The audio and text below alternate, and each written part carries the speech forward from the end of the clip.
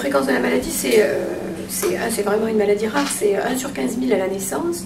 Donc en France, on pense qu'on en a à peu près 1000 patients, on en connaît à peu près 900, et on ne connaît pas tous. C'est pareil aux États-Unis, il y en a 5000, donc voilà, c'est une prévalence de 1 sur 20 000 à la naissance, avec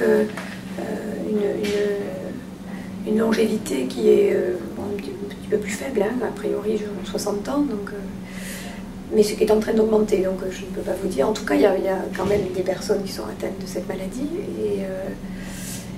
et comme je disais, la recherche, comme c'est une maladie qui est donc, trouble du comportement nutritionnel, enfin, alimentaire, et trouble du comportement type psychiatrique, c'est une maladie qui peut vraiment apporter des données aussi sur d'autres maladies.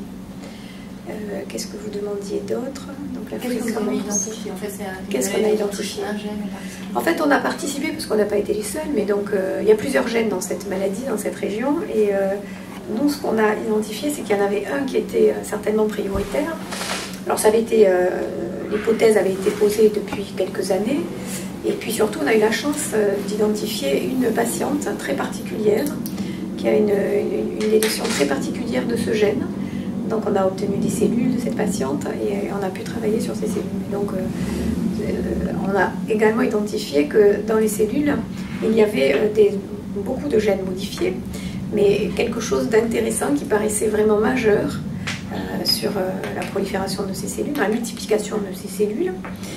Et ce qu'on est en train de regarder, c'est si on peut être sûr que c'est lié à ce gène-là. Donc ce que fait Sana, elle enlève dans des cellules de contrôle de personnes qui ne sont pas malades, et au contraire, elle rajoute ce gène dans les cellules de cette personne malade. Voilà.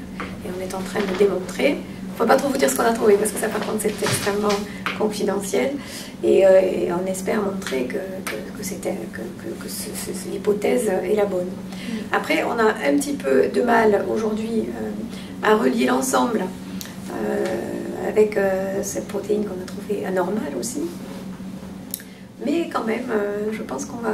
Bon, parce que les connaissances ne sont pas parfaites non plus sur cette protéine, donc, mais je pense qu'on va trouver. On va trouver le moyen de les tester. Et ensuite, on est en train de vérifier dans le sang de patients et dans le sang de contrôle l'évolution sous un traitement qu'on donne de cette protéine. Donc c'est vraiment maintenant, on remonte le chemin inverse. Quoi. Donc d'abord, on ne pensait pas que cette protéine allait être modifiée, c'était pas très connu.